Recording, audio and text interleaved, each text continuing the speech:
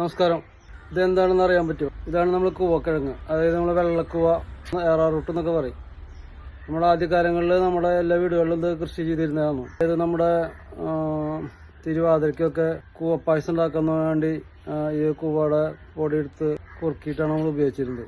കൂടാതെ പിന്നെ എല്ലാ വീടുകളിലും കുറച്ച് കൂവപ്പൊടി എല്ലാവരും സൂക്ഷിച്ചു വെച്ചിരുന്നു.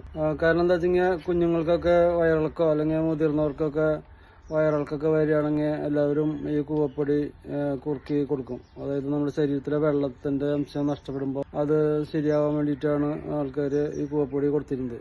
പിന്നെ വേനൽക്കാലത്തൊക്കെ മൂത്രച്ചൂടിനും മൂത്രത്തിലെ പഴുപ്പ് പിന്നെ വയറുവേദനയൊക്കെ ഉണ്ടാകുമ്പോൾ അമ്മമാര് ഈ കൂവ പൊടി കുറുക്കി തന്നിരുന്നു. ഈ കൂവ നന്നായി കഴുകും. നമ്മൾ കഴുകിയിട്ട് അരയ്ക്കും. അരച്ചിട്ട് അതിന്റെ സ്റ്റാർച്ച് എടുത്ത് നമ്മൾ ഒരു തുണിയിൽ കെട്ടി അതിന്റെ വെള്ളം കളഞ്ഞ് പിന്നെ അത് വെയിലത്തിട്ട് ഉണക്കിയിട്ടൊക്കെയാണ് നമ്മൾ പൊടിയാക്കുക. പൊടി നമുക്കൊരു 3 വർഷമൊക്കെ നമുക്ക് കേടുവരാണ്ടിരിക്കും. അപ്പോൾ അത് ഈർപ്പമില്ലാണ്ട് വേണം. പിന്നെ അതുപോലെ തന്നെ എയർ ടൈറ്റായിട്ട് ഇരിക്കും വേണം. അപ്പോൾ നമുക്ക് ആവശ്യാനുസരണം നമുക്ക് എടുത്ത് പായസം ഉണ്ടാക്കാനോ അല്ലെങ്കിൽ കൂവക്കുറുക്ക് ഉണ്ടാക്കാനോ ഉപയോഗിക്കാൻ പറ്റും. ഈ കൂവയുടെ പൊടി ആവശ്യമുണ്ടെങ്കിൽ എന്നെ വിളിക്കാം. എൻ്റെ നമ്പർ 94 46 14 61 82. നമുക്ക് ഓൾ ഇന്ത്യ കൊറിയർ സർവീസ് ഉണ്ട്. എവിടെ വേണമെങ്കിലും അയച്ചു തരാൻ പറ്റും.